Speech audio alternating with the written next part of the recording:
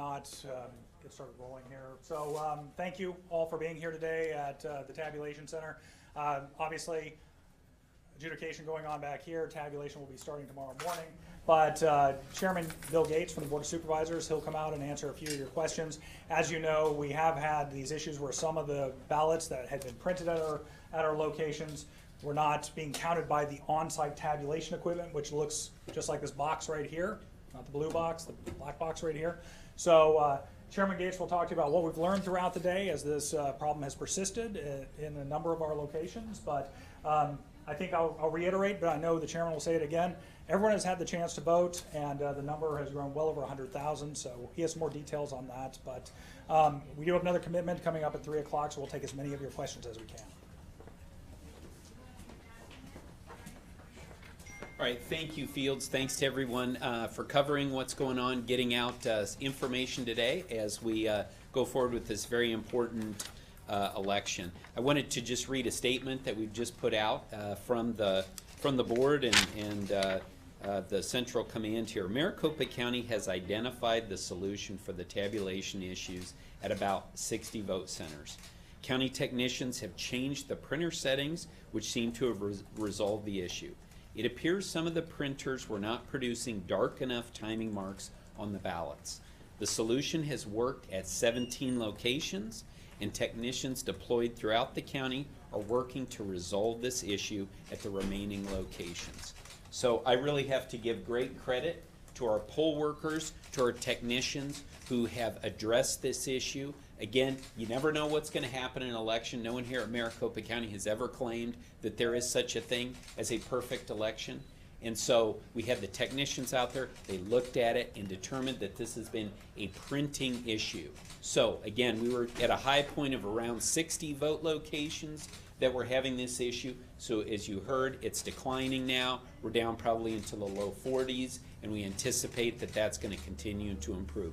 But like Field said, even when we did have this active issue, still there was no one who came today with a valid ID who was turned away from the polls. Those people were given a ballot. They were given the opportunity to fill out the ballot, and then if the ballot was not going through this tabulator, they then had the option to put it down here in box number 3. Or also, we've been giving people the option to check out if they wanted to, if they were uncomfortable putting the ballot there in box 3, and then they could go to one of the other 222 vote centers across Maricopa County. So happy to answer any questions that you might have. Yes, Jason? I guess just how frustrating was this? I mean, obviously this is not how you wanted to start out election day. It happens, but for you it's just frustrating, but you know, you're pleased that it's being addressed. Yeah, no, I mean, there's no question that's frustrating, but again, really important for people to understand that all those vote locations, they opened on time, so it wasn't a case where people were showing up and the doors were locked, but they were coming and they were not able, some of these people not able to feed it into the tabulator. It's frustrating, but that's why I'm so grateful for all the people who worked on this. This was a tough issue. People were trying to figure it out, and now that we've got a solution, really pleased. But again, even when we had this and we hadn't figured out the solution, people were still able to vote. It was just a matter of maybe not, voting in the way they wanted to. Also, this putting their ballot here in box 3 and then bringing it down here for central tabulation later tomorrow, that's how a majority of the counties in Arizona, they vote that way. People go into their polling place or vote center, vote there, and then the ballot is sent into their central tabulation. Yes? Yeah, thank you. Mark Fincham has just told my colleague that he's talking to the AG's office, looking at filing a court order to extend voting hours. How do you respond to he and others alleging disenfranchisement from this issue? Yeah, so again, we do not believe that anyone has been disenfranchised because no one has been turned away. Our job here, we're trying to run an election. We're focused on that. If a court orders us to keep the doors open after 7 p.m., allow people to get in line after 7 p.m., that's up to the court. But we're not going to be moving that. We're not going to be moving that date. We're planning on, or that time, we're still planning on being done at 7 p.m. Yes. Can you clarify the printing issues? Was it because of the ink or the paper? And ultimately, that falls on you and the Board of Supervisors, correct? You can. Yeah, so I don't. So I'm not going to try and get too much into the details of this. I'm not a tech guy, but I can tell you it was a printer issue. It was not an issue with the tabulator. It was a printer issue. And one of the reasons that we were trying to figure out and kind of having a little trouble trying to figure out what the problem was that all the variables from August were exactly the same this time. It's the same type of paper, same type of a printer, all of that. But again, we've identified the issue now, and now the situation is definitely improving. And are you going to?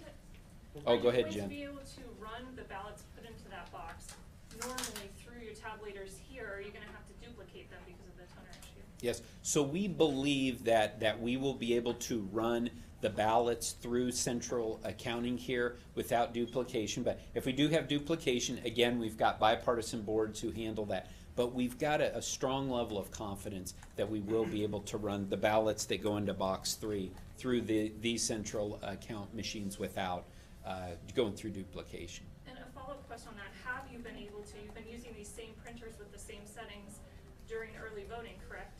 And you've been taking them back here and running them. So did you see issues during that? Have you been duplicating or adjudicating more? I do not believe the adjudication has been, has been any different on that, not that I'm aware of. Yeah. Yeah, Jeremy. Was there any testing of these printers and the tabulation machines before the polls opened to ensure that something like this didn't happen, to Yeah. ensure everything worked properly? Yeah, so the testing of the machines occurs, the testing of the printers occur along with the general testing of the machine. So there was nothing to indicate that this issue was going to arise today. Obviously, if we had, we would have taken other action. So this was a surprise to everyone, and again, we'd gone through the same variables, the same testing that we normally would in an election. So Yes. how come the testing didn't catch this? I don't know. Again, and Jeremy, that's something that we'll look at after the fact. You know, we'll do a deep dive. We're all about continuous improvement at Maricopa County. But at this point, we've identified the issue. It's improving, and that's why our focus right now is getting, as many voters through, being able to vote between now and 7 p.m. Do you know how many ballots this affected? We don't know. We won't know that probably until tomorrow. At some point, we'll be able to know exactly how many ballots went into the box number 3 here, and will be a part of central count. Yes. Do you know if this type of tech issue has ever been an issue in years past? Has this ever happened before? I'm not familiar with this particular issue before. Yes. Looking to clarify, we understand that box number 3, door number 3 has been used as the primary method of voting in the past. Can you talk about when that shifted to the tabulator? Yeah. So we did say, I'm not sure exactly what the year was when we moved to the to the tabulation at the polling sites or at the vote centers. But again, like I said, the majority of counties in Arizona are still doing it in this way, where they actually bring it into central count. Other questions? Yes. Do you know about how many people have voted in person so far? So far, the last thing I saw, we were over 140,000 people that have voted in person so far. And of course, no idea on how many people have dropped off their early ballot today, but we know that'll be a significant number as well. That's certainly what we anticipate. Do you have an estimate on how long it's going to take to get to all locations to fix this? Don't have an estimate at this time, but again, it's been in a fairly short period of time that we've been able to address the 17. That's how many I'm aware of at this point. But we'll certainly keep you guys updated on that. 17 boxes like this?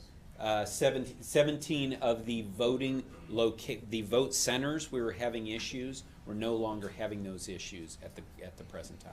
And are any locations shut down completely with both of the machines out? There are no locations that I'm aware of that are completely shut down. We've kept those open throughout this period. Anything else?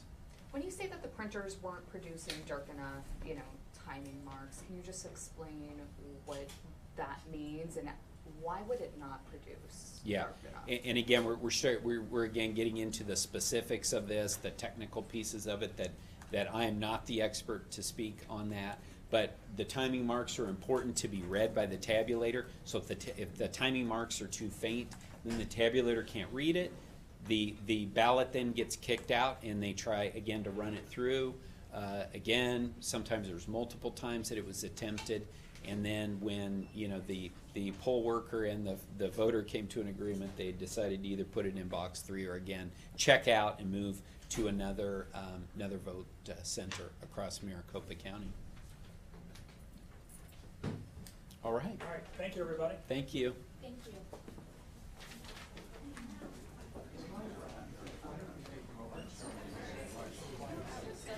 That's what you do at a press conference.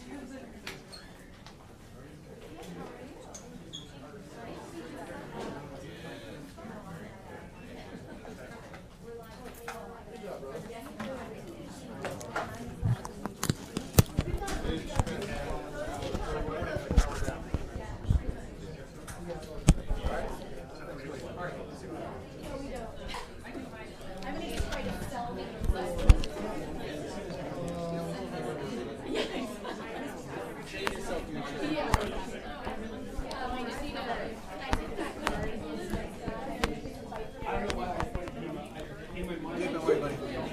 Good, man. How you doing? Surviving the down Packers here. Yeah, it's not that bad. I just don't watch. Makes it Gonna happen easier. eventually. Yeah, definitely.